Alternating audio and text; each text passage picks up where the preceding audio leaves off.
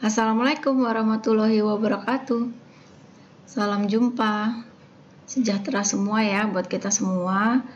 Kita sampai ke pertemuan 5 ya untuk ngebahas skripsi atau proyek akhir dengan pilihan metode penelitian eksperimen atau uji coba. Ini strukturnya, urutannya kita lihat dari nomornya ya. Yang pertama kita bahas bahan dan alat penelitian. Yang kedua tempat dan waktu penelitian. Yang ketiga, prosedur penelitian yang terdiri dari cara pembuatan produk dan cara pengujian sensoris. Cara pembuatan produk itu di dalamnya nanti Anda cerita tentang bagaimana hasil atau kronologis Anda membuat produknya itu dari uji coba awal. Tentu yang namanya uji coba awal itu ada pasti kegagalan, kesalahan, itu yang diceritakan. Ya. Secara singkat tapinya cerita, kemudian menceritakan penelitian utama, kontrolnya dengan substitusinya, apa yang Anda lakukan dalam penelitian tersebut, apa produk kontrolnya, apa substitusinya, apa, mengapa menggunakan substitusi A, B, C gitu ya. Bisa juga dengan menggambarkan dengan alur bagan, kemudian alur bagannya diberi penjelasan dengan cerita tersebut. Di cara pengujian sensoris itu menceritakan tentang organoleptik dan hedonik atau kesukaan. Yang keempat, rancangan percobaan itu terdiri dari uji kesukaan, hedonik, dan uji pembeda. Uji kesukaan definisinya saya ambil dari Watts ya et al. Tahun 1989. Ini sudah saya sediakan daftar pustakanya, dan ini karena sudah lengkap, bisa saja nanti buat skripsi kamu menjadi dasar referensi yang dipakai. Silahkan ya. Kalau tahunnya itu mau cari yang baru, tolong cari jurnal-jurnal yang mengutip statementnya Watts. Jadi bisa lebih baru. Jadi nanti kalimatnya adalah Watts et al. Dalam, misalnya di jurnal saya pernah ada saya mengutip Watts, jadinya Watts et al. 1989 dalam Ningrum, Lestari, kalau nggak salah tahun 2017. Nah itu kan lebih baru ya. Kalau boleh saya terjemahkan secara bebas, ini Watts mengatakan bahwa uji kesukaan itu adalah uji yang dirancang untuk mengukur tingkat kesukaan pada suatu produk. Itu ya. Skala kategorinya dimulai dari ini sangat setuju, sangat suka, sampai sangat tidak suka ya, dengan jumlah kategori yang bervariasi.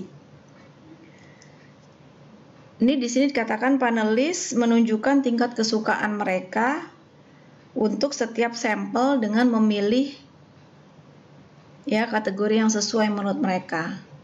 Jadi nanti panelis yang Anda berikan angket, sama juga dengan skripsi analisis, Anda juga bikin angket, namun angketnya lebih mudah ya karena fokusnya kepada si produknya tersebut.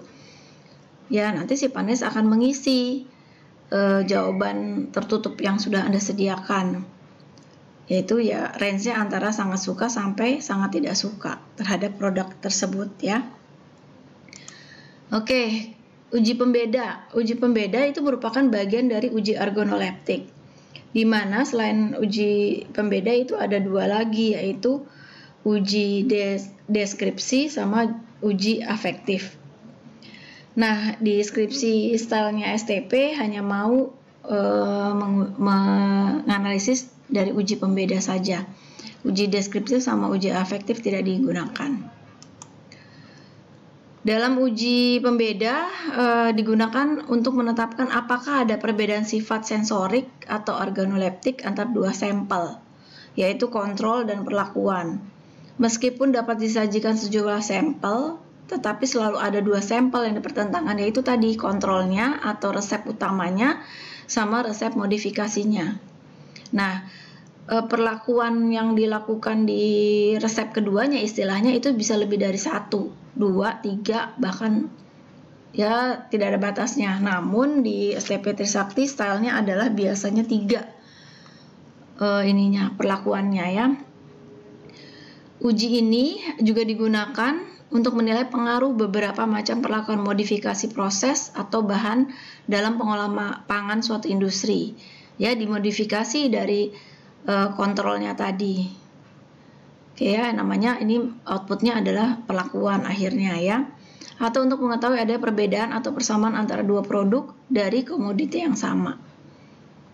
Ya, cuma kita kalau misalnya ini nih persamaan antara dua produk dari komoditi yang sama berarti membandingkan, compare.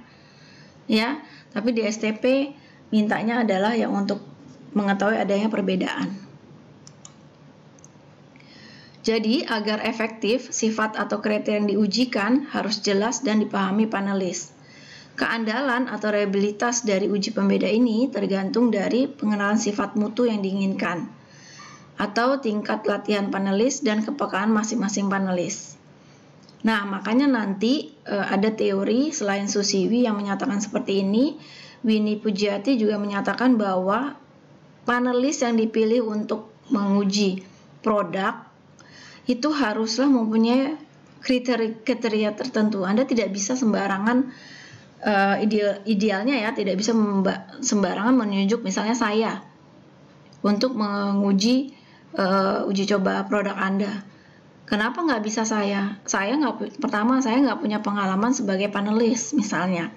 Yang kedua adalah mungkin saya namanya juga menguji organoleptik ya, panca indera. Mungkin saya di usia saya yang udah umur 5 ini, angka 5 ini sudah banyak gigi saya yang rusak, tambalan, pakai gigi palsu dan sebagainya. Akhirnya pengecap rasa saya kurang sempurna. Nah, gitu ya. Salah satunya contoh, nanti kita bahas lebih detail lagi tentang panelis. Uji pembeda terdiri dari uji perbandingan pasangan, di mana para panelis diminta untuk menyatakan apakah ada perbedaan antara dua contoh yang disajikan.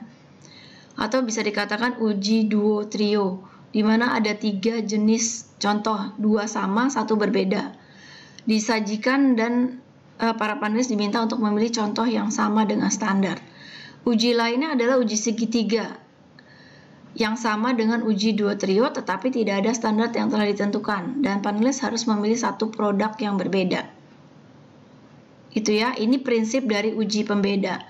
Nanti uji pembeda di hasil olahan datanya itu nanti sama program SPSS outputnya sudah terlihat dengan apa ya, kode A, B gitu-gitu ya, B, A gitu dan sebagainya.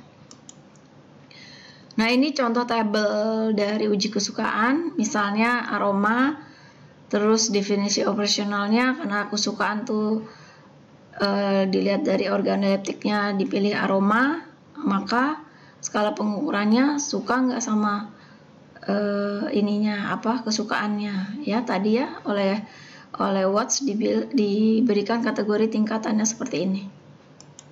Kemudian uji pembedaan organoleptik ini untuk aroma juga kategorinya ada disesuaikan dengan interpretasi dari aroma itu apa kalau tercium.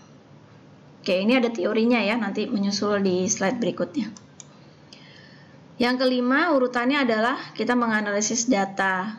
Nanti pakai uji ANOVA. Saya tidak menjelaskan uji ANOVA di sini karena sudah dijelaskan di bab sebelumnya, pertemuan video sebelumnya tentang uji T, uji F ya. Uji F itu adalah uji ANOVA sama ya. Oke, ini contoh-contoh judulnya yang mungkin bisa menginspirasi Anda, walaupun sebenarnya pemikiran seseorang itu adalah unik dan tidak bisa disamakan satu sama lain. Jadi kemungkinan besar apa yang Anda akan teliti nantinya tidak akan bisa sama persis dengan yang sudah ada. Kalau mau lihat atau untuk mengecek apakah topik judul saya itu ada yang sudah pernah buat atau tidak, kamu bisa lihat di perpustakaan STP ya. Sekarang kan e-library ya, bisa unduh di manapun. Nah, ini contohnya saya mau memperlihatkan dengan judul ini sebenarnya metode eksperimennya jenis yang seperti apa. Uji coba pemanfaatan batang brokoli dan batang jamur tiram putih dalam pembuatan siomay vegetarian. Dia ini skripsinya tidak melakukan substitusi, tidak ada penggantian sama sekali. Jadi ini murni uji coba dalam arti sesungguhnya. Gitu ya, hal yang baru. Bisa dikatakan hal yang baru. Kemudian uji coba pembuatan selai dengan bahan dasar kulit pisang. Karena kontrolnya ini adalah daging buah pisangnya, ya, yang berbeda dengan kulit pisang, maka bisa dikatakan ini adalah setengah bagian, setengah substitusi, setengah uji coba murni. Karena pada dasarnya ada produk yang sama di pisangnya, tapi unsurnya yang berbeda. Gitu ya. Jadi ini uji coba yang eksperimennya itu separuh-separuh lah gitu ya, antara substitusi dan uji coba murni. Nah, yang ketiga, uji coba pembuatan ayam kodok dengan substitusi ayam kalkun, bebek, dan kalkun dan bebek. Kalkun dan bebek dicampur. Nah, ini adalah substitusi jelas, ya.